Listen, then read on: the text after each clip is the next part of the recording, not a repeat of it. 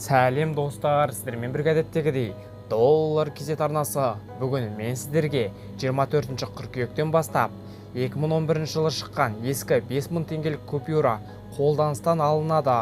Осы жайлы сіздер білсін деген оймен осы ақпараттарды бөліскім келіп отыр.